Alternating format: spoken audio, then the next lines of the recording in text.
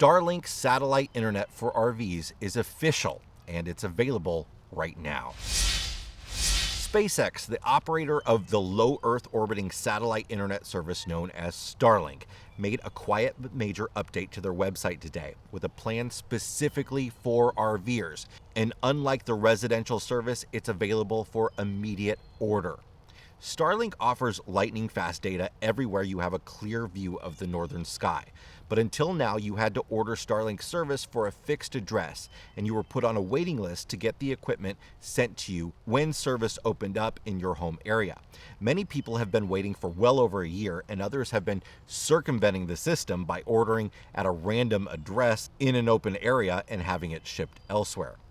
A portability feature, which allows you to move it around the country without changing your address every time, was only made official a couple weeks ago, and I think Starlink for RVers is the next iteration of that. As far as we can tell, the Starlink for RV equipment is exactly the same. You get the rectangular dish, a stand, a router, a 75-foot proprietary cable that goes between the dish and the router, and a power cord for the router. Besides immediate availability, there are two major differences between the fixed location service, which is what we have, and the new Starlink for RVs. First, the data is deprioritized, meaning that when you're camping in an area, all the people with fixed location service in that area get access to the network before you. Your data is a best attempt to provide you with good service. If you look at the map of availability for Starlink stationary service, you'll see which areas are on wait list, which means they're currently full.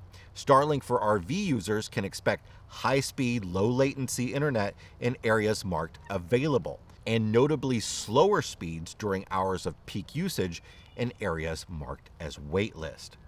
At the moment, that's probably going to be completely unnoticeable for most people. After all, you can stream HD movies in 2 different rooms on 10 megabits per second cellular service, and Starlink is offering generally well over 10 times that. But when tens of thousands of RVers start buying Starlink for RVs, that may bog things down a bit, especially when full-timers and snowbirds start to congregate in places like Quartzsite in southern Arizona and Florida for the winter. The portability feature that folks are paying for on the residential service for an additional $25 a month comes with the same deprioritization, but those folks still get priority data in their home area. Now, if you're a full-time RVer and moving around, you can still change your address, which moves your home area. The other big difference is that Starlink for RVs is paid for a month at a time and can be paused. With the stationary service, you can only cancel and then start it up again if and only if there's still availability in your area, which is a big gamble. With the Starlink for RV service, you can stop your service at any time and then pick it back up. At the moment, Starlink has confirmed that you cannot convert the stationary residential plan to the Starlink for RVs plan, but I would hope that eventually that will be possible. Now, which is right for you? If you're a full-time RVer, it's actually probably best to get the stationary residential service because at least in your home area, you get priority data and you can update your address as you'll be staying in a specific area for a while whenever you move around. Similarly, if you're a part-time RVer but plan to use Starlink as your at-home internet as well as on the road, you may want the residential version unless you plan on buying 2 dishes and paying for 2 sets of service. The service does follow the dish. You cannot buy 2 dishes and move it back and forth between the 2 different dishes. But if you have different internet service at your home than on the road, definitely get Starlink for RVs. And of course, if you want it now with no waiting, you'll need to get the RV version. It's possible that with this new plan, Starlink will even get more strict about people using a random address that's different from the shipping address for the stationary service. We've been using Starlink for a few months now throughout the Southeast, and where it works, it's an absolute game changer. But there are a few drawbacks. First off, it's useless in heavy tree cover. That's why it's sitting on this table right now.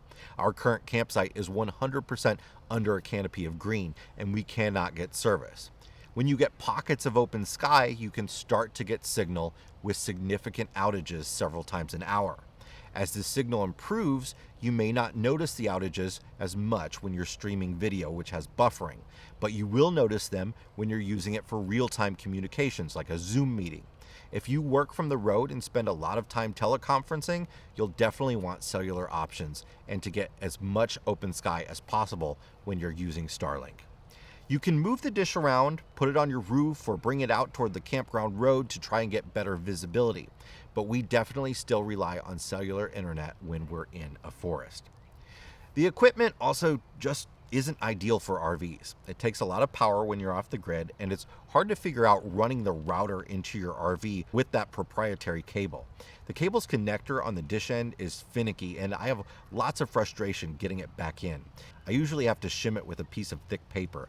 That's really annoying to do every time you arrive at a new campsite, or especially if you're just overnighting somewhere. It's something that we don't even pull out when we're stopping for an overnight. And the router doesn't have any Ethernet ports or any ports at all. It's a very simple router that you can't connect to something else unless you buy their Ethernet adapter. Now, many early adopters have been experimenting with mounting the dish to their roof or on flagpoles and with making their own cable connectors. But these are all hacks that take some know-how, some ingenuity, and time to figure out. We recommend you just plug the thing in and run the cable inside through a slide seal or through a hole in your pass-through and put the dish out on the ground instead of trying to mount it. That gives you the flexibility to move the dish where you can get the best signal. Also, Starlink is not for use traveling down the road in motion, so mounting it on your roof isn't that beneficial. I often put it up there anyway by climbing up a ladder, which I would also have to do if I was mounting it to a pole. It will technically work in motion, but it's kind of a big thing to have there up on your roof. I wouldn't really trust not hitting it. I wouldn't really trust the wind. It'd be really hard to mount this thing. People have mounted it flat, but regardless of that, it's against Starlink's terms of service to use it in motion. And Starlink says that they will shut you down if you're using it while driving. I believe the in-motion issue has to do with their FCC licensing approvals, but you can bet it's coming someday, very soon actually, probably with a dish that's meant specifically for mounting on RVs. Starlink service is $110 a month for stationary users, with an additional $25 per month fee for portability, for a total of $135 a month. Starlink for RVs is also $135 a month, so there's no monetary savings other than being able to pause and pick it back up when you want. The equipment package is $599 plus $50 for shipping and tax. So all in, you're looking at over $800 up front, which includes your first month of service, and then $135 per month thereafter. Overall, Starlink opens up a lot of opportunities for people who need internet wherever they go.